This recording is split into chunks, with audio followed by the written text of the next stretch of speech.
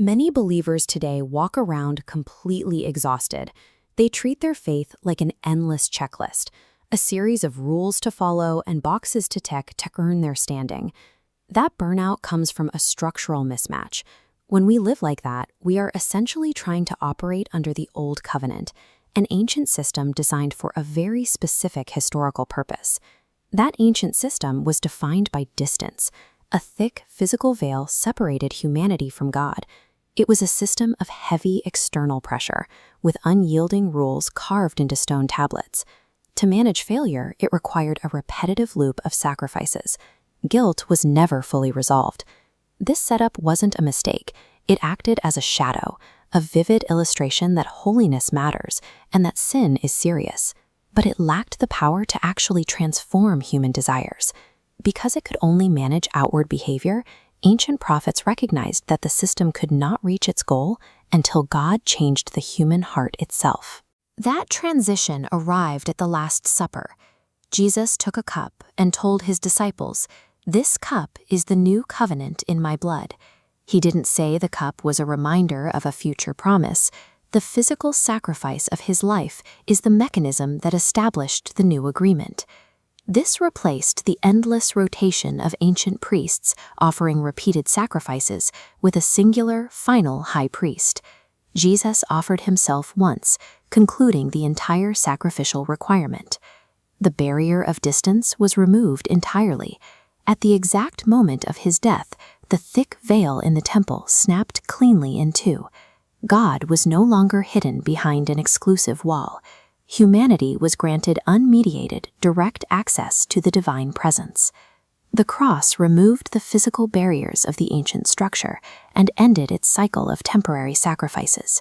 This marks the point where the covenant moves from an external force to an internal reality. Instead of reading rules carved on heavy stone tablets, the law is relocated. God writes his ways directly onto the human heart and mind. Obedience shifts from a forced outward compliance into an organic inward desire. The motive changes from fear to actual willingness. This happens through the Holy Spirit. In ancient history, it was restricted to specific prophets, priests, or kings. The New Covenant opens this presence to everyone. God now lives within his people, moving his dwelling place from a building into the human person. Faith is no longer a geographical pursuit. You don't have to visit a specific building to find communion, because the ultimate dwelling place of God is now the human being. When this internal change scales up to the macro level, it creates a completely new, unified body of people.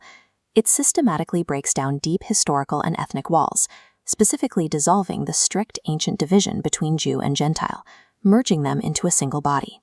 This community operates on entirely new metrics.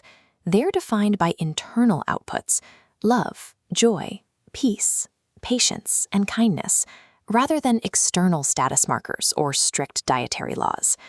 These traits are not produced by frantic moral striving. They are the natural, effortless byproduct of Christ's life actively operating within the individual.